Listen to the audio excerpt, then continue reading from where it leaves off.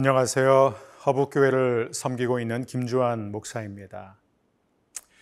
살다가 감당할 수 없는 아픔이 찾아오게 되면 이 평정심을 유지하는 게 참 어려울 때가 있죠. 이 평상시에 감정이 막 흔들리고 요동치기 시작합니다. 그리고요, 때로는 이성을 잃게 되기도 하고요.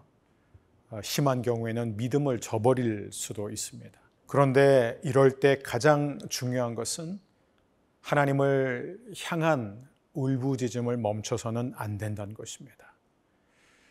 욥의 친구들은 시종일관 계속 하나님에 대해서는 얘기를 했지만 한 번도 하나님께 직접 얘기하지는 않았습니다. 하지만 욥은 극한의 고통 속에서도 하나님께 직접 울부짖습니다. 오늘 묵상할 말씀은 욥기서 7장 11절에서 21절 말씀입니다.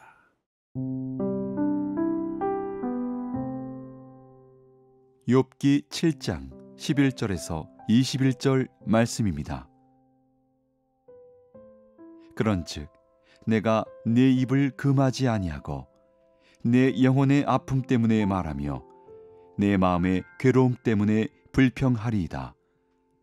내가 바다니까 바다 괴물이니까 주께서 어찌하여 나를 지키시나이까. 혹시 내가 말하기를 내 잠자리가 나를 위로하고 내 침상이 내 수심을 풀리라 할 때에 주께서 꿈으로 나를 놀라게 하시고 환상으로 나를 두렵게 하시나이다. 이러므로 내 마음이 뼈를 깎는 고통을 겪느니 차라리 숨이 막히는 것과 죽는 것을 택하리이다. 내가 생명을 싫어하고 영원히 살기를 원하지 아니하오니 나를 놓으소서.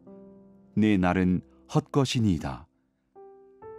사람이 무엇이기에 주께서 그를 크게 만드사 그에게 마음을 두시고 아침마다 권징하시며 순간마다 단련하시나이까. 주께서 내게서 눈을 돌이키지 아니하시며 내가 침을 삼킬 동안도 나를 놓지 아니하시기를 어느 때까지 하시리이까.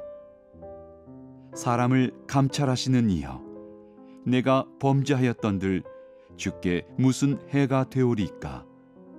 어찌하여 나를 당신의 관역으로 삼으셔서 내게 무거운 짐이 되게 하셨나이까.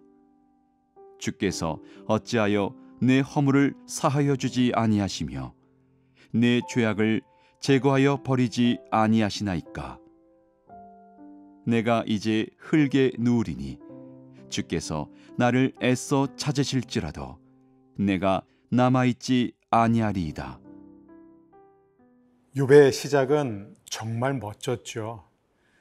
그는 모든 고난이 찾아왔음에도 불구하고 처음에는 입으로 범죄하지 않았습니다.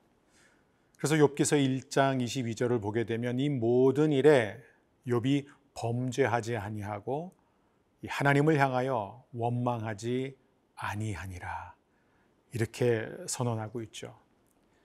하지만 욥도 육신을 입고 있는 인간이었기 때문에 더 이상은 참을 수가 없었습니다. 11절 말씀을 보면 그런즉 내가 내 입을 금하지 아니하고 내 영혼의 아픔 때문에 말하며 내 마음의 괴로움 때문에 불평하리이다. 욥은 이제 하나님께 불평하기로 결심을 한 거예요. 하나님 앞에서 입으로 원망하기를 이제 시작합니다.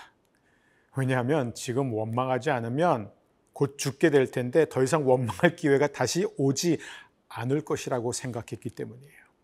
12절 말씀, 내가 바다니까 바다 괴물이니까 주께서 어찌하여 나를 지키시나이까. 하나님, 왜 나를 바다처럼, 바다의 괴물처럼 대하시나요? 제가 뭐를 그렇게 잘못했나요? 그 얘기예요. 13절 14절, 혹시 내가 말하기를 내 잠자리가 나를 위로하고 내 침상이 내 수심을 풀리라 할 때에 주께서 꿈으로 나를 놀라게 하시고 환상으로 나를 두렵게 하시나이다.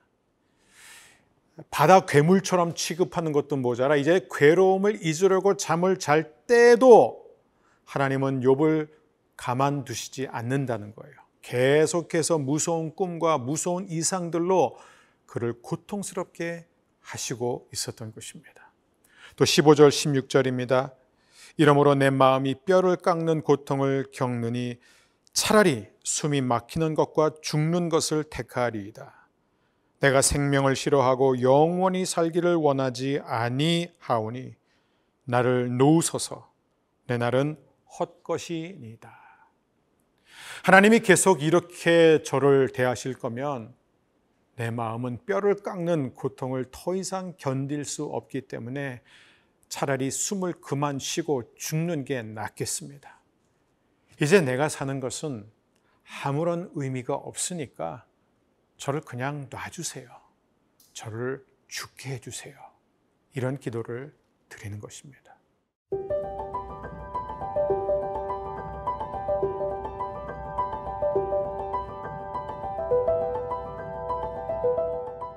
자, 이런 와중에 욥은 우리에게 굉장히 잘 알려진 그런 고백을 하게 됩니다. 17절에서부터 19절입니다. 사람이 무엇이기에 주께서 그를 크게 만드사 그에게 마음을 두시고 아침마다 권징하시며 순간마다 단련하시나이까. 주께서 내게서 눈을 돌이키지 아니하시며 내가 침을 삼킬 동안도 나를 놓지 아니하시기를 어느 때까지 하시리까.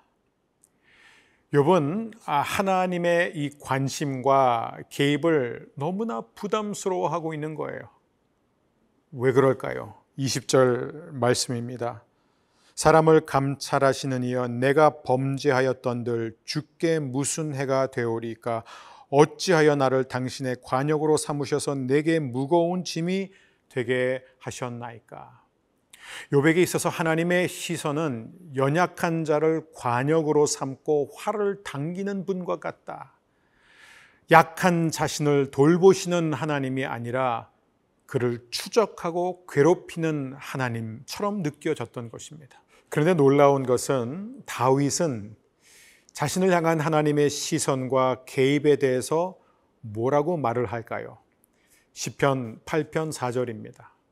사람이 무엇이기에 주께서 그를 생각하시며 인자가 무엇이기에 주께서 그를 돌보시나이까.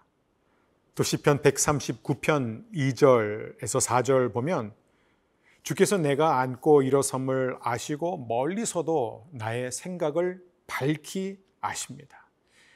나의 모든 길과 내가 눕는 것을 다 보시기 때문에 나의 모든 행위를 아십니다. 여호와여, 내 혀의 말을 알지 못하시는 것이 하나도 없습니다. 이런 사실 앞에, 이런 하나님의 이 개입과 관심 앞에 어떻게 반응할까요? 17절입니다. 하나님이여, 주의 생각이 내게 어찌 그리 보배로운신지요. 그 수가 어찌 그리 많은지요. 자, 보세요. 욥은 이런 고백을 하면서 어떤 심정이었을까요? 하나님이 나를 좀 덜 마음에 두시고 좀 덜 생각해 주기를 바랍니다. 저에게 좀 관심을 좀 꺼주세요. 그래야만 제가 숨쉬고 살 수 있습니다. 욥에게 하나님의 관심과 시선은 자신을 감시하고 괴롭히기 위함인 것이었죠. 하지만 다윗은 어떤 심정으로 이 동일한 고백을 하고 있는가요? 다윗은 이 말을 인용하면서 자신을 항상 마음에 두시고 모든 행동과 말과 생각을 관찰하시는 하나님의 은혜와 사랑에 감탄하고 있습니다. 하나님, 제가 뭔데 저를 이렇게까지 생각해 주시나요? 즉 다윗에겐 하나님의 관심과 개입은 축복이었고, 그러나 욥에겐 하나님의 무관심과 무개입이 축복이었습니다. 여러분에게는 하나님은 어떤 분인가요? 하나님의 관심, 하나님의 시선이 어떻게 느껴지시나요? 하나님의 시선이 부담스러울 때가 있습니까? 하나님은 나를 감시하는 분인가요? 하나님은 언제나 나와 동행하시며 나를 인도해 주시며 보호해 주시고 높여 주시는 분인 거예요. 다윗과 같은 이 아름다운 신앙이 오늘 저와 여러분 안에 아름답게 심어지기를 주의 이름으로 축복합니다.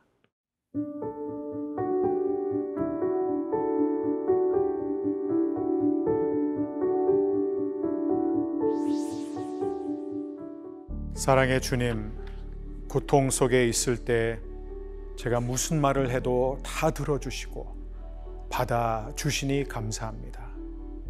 저를 항상 바라보시는 하나님의 시선이 때로는 부담이 되고 감시처럼 느껴질지라도 저를 향하신 주님의 변함없는 사랑과 돌보심의 시선이라는 것을 잊지 않게 해 주세요. 예수님의 이름으로 기도합니다. 아멘.